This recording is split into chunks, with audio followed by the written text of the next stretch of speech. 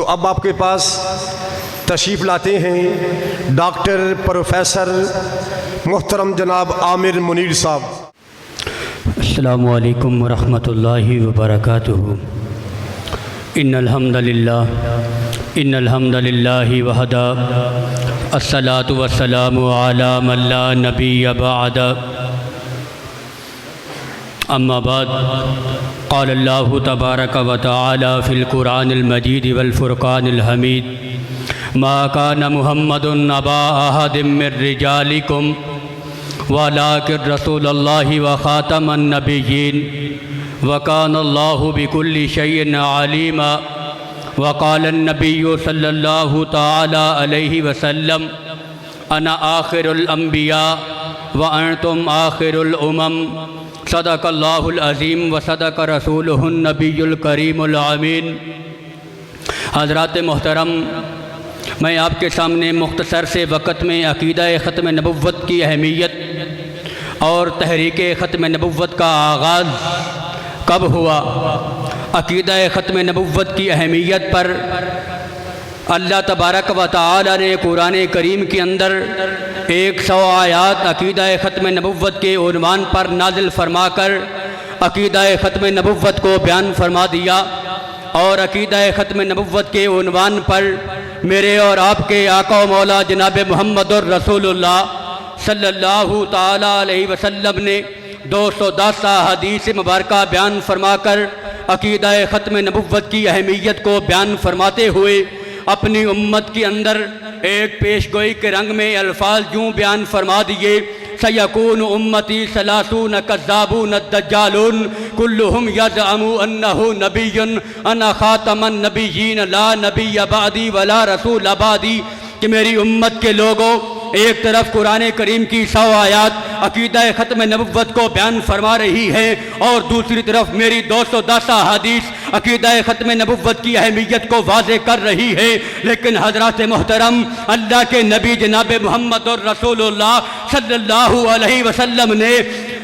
اپنی امت کے اندر 30 کذاب اور دجالوں کی پیش گوئی فرمائی کہ میری امت کے اندر 30 کذاب اور دجال پیدا ہوں گے، کلہم یزعم انہ نبی، ان میں سے ہر ایک یہ گمان کرے گا میں اللہ کا نبی ہوں، میں اللہ کا رسول ہوں، لیکن میری امت کے لوگوں میرے بعد کوئی نبی اور رسول نہیں آئے گا، جو آئے گا وہ کذاب تو آ سکتا ہے، دجال تو آ سکتا ہے، میری امت کے اندر کوئی نبی پیدا نہیں ہو سکتا۔ حضرات محترم، اللہ کے نبی کی زندگی میں سب سے پہلے جس نے دعوی نبوت کیا اس کا نام اسود انسی تھا، اسود انسی کا کلا کما کیا حضرت فیروز دہلوی رضی اللہ تعالیٰ عنہ نے، حضرت فیروز دہلوی رضی اللہ تعالیٰ عنہ نے اسود انسی کا سر تن سے جدا کر دیا۔ حضرات محترم، میرے صحابہ نے عقیدہ ختم نبوت کی اہمیت کو کیسے سمجھا، صحابہ نے عقیدہ ختم نبوت کو کیسے بیان کیا۔ حضرات محترم، جب دوسرا دعوی نبوت کرنے والا کھڑا ہوا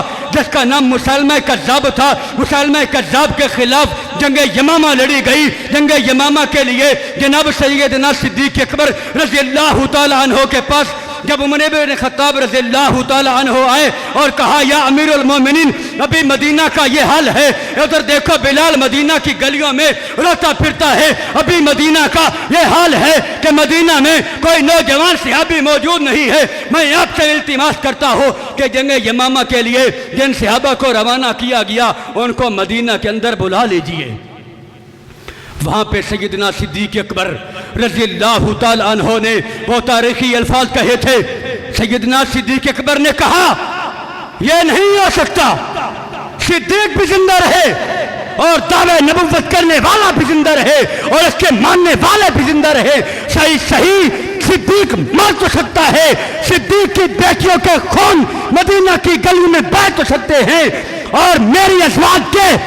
گوشت کو مدینہ کے بھیڑیے نوچ تو کھا سکتے ہیں، لیکن صدیق گوارا نہیں کر سکتا کہ صدیق کے نبی کے بعد دعوی نبوت کرنے والا بھی زندہ رہے اور اس کے ماننے والے بھی زندہ رہے۔ اس جنگ کی کیفیت کو خالد بن ولید رضی اللہ تعالیٰ عنہ نے یوں بیان کیا۔ خالد بن ولید رضی اللہ تعالیٰ عنہ بیان کرتے ہیں کہ پوری 23 سالہ دور نبوت میں جتنی ہم نے جنگیں لڑی، رب محمد کی قسم ہے جو جنگ یمامہ کا میدان سجا اور گمشان کی جنگ لڑی گئی، اس سے قبل ہم نے ایسی کبھی جنگ لڑی ہی نہیں تھی۔ اور اس جنگ کے اندر 1200 صحابہ کرام شہید ہوئے، 1200 صحابہ کرام کی شہادت ہوئی، 700 حافظ کرام شہید ہوئے، کس عنوان پر ہوئے کہ میرے نبی کے بعد کوئی نبی دعویٰ نبوت کر نہیں سکتا۔ اور جب تک اس امت کے اندر صحابہ کرام جیسی عظیم الشان وجود پیدا ہوتے رہے، میں تاریخ کی بات کرنا چاہتا ہوں کہ جب میرے نبی کے بعد دعوی نبوت کرنے والے کھڑے ہوتے رہے،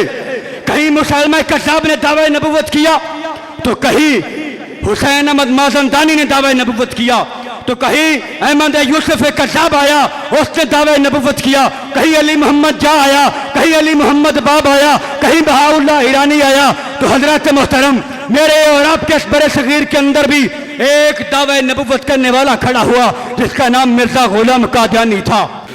حضرات محترم، میں بات یہ کر رہا تھا کہ جب اس برِ صغیر کے اندر مرزا غلام قادیانی اپنا دعوی نبوت کرنے کا اعلان کرتا ہے تو اس وقت میرے اکابرین مولانا محمد حسین بٹالوی رحمۃ اللہ علیہ، یہ ختم نبوت کی تحریک کا آغاز ہے، تحریک ختم نبوت کی آغاز کی ابتدا ہے کہ مولانا ثناء اللہ امرتسری رحمۃ اللہ علیہ اور سید الکل شیخ الکل مولانا سید نذیر حسین دہلوی رحمۃ اللہ علیہ میدان عمل میں آئے اور سب سے پہلا خط لکھا گیا۔ اس خط کے اندر مولانا محمد حسین بٹالوی رحمۃ اللہ علیہ نے وہ مرزا غلام قادیانی کو خط لکھا کہ میں تم سے پوچھتا ہوں جو تم نے دعویٰ کیا ہے، تمہارے دعوے کی دلیل میں تم سے نہیں مانگتا، میں تم سے یہ پوچھتا ہوں کہ تم نے یہ دعویٰ کیا ہے۔ اس نے کہا میں نے دعویٰ کیا ہے۔ یہ ختم نبوت کی تحریک کا آغاز ہے۔ حضرات محترم، جب میرے ابتدا میرے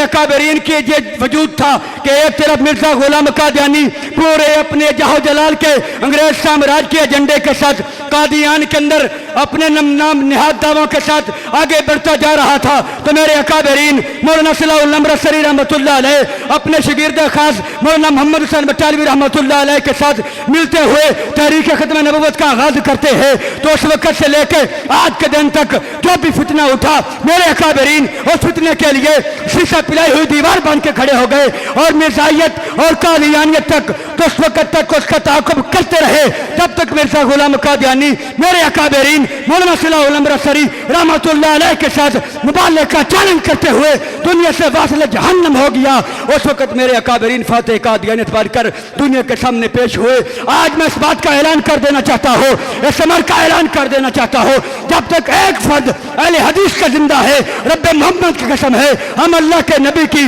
ناموس کے لیے مر تو سکتے ہیں، کٹ سکتے ہیں، کٹ جانا گوارا ہے، مر جانا گوارا ہے، لیکن اپنے نبی کے بعد کسی کی بات کا ہم گمان کرنا بھی اپنے دل میں گوارا نہیں کر سکتے۔ مر تو سکتے ہیں اپنے صحابہ کی عظمت کے نام پر، مر تو سکتے ہیں اہل بیت کی عظمت کے نام پر، مر تو سکتے ہیں اپنے نبی کا دفاع کرتے ہوئے، اپنی نبی کا دفاع کرتے ہوئے تحفظ ناموس رسالت کے لیے پہلے بھی ان ہاتھوں میں ہتھکڑیاں پہنی ہے۔ اللہ کے فضل و کرم سے آج 4 سال ہو گئے اسلام قبول کیے ہوئے، آمنہ کی لال کے ختم نبوت کے ڈنکے بجاتے رہیں گے اور دنیا سے مر جانا تو گوارا ہے، کٹ جانا تو گوارا ہے، لیکن اللہ کے نبی کے بعد کسی اور کی بات کو سننے کے لیے تیار نہیں ہے۔ وآخر دعوانا الحمدللہ۔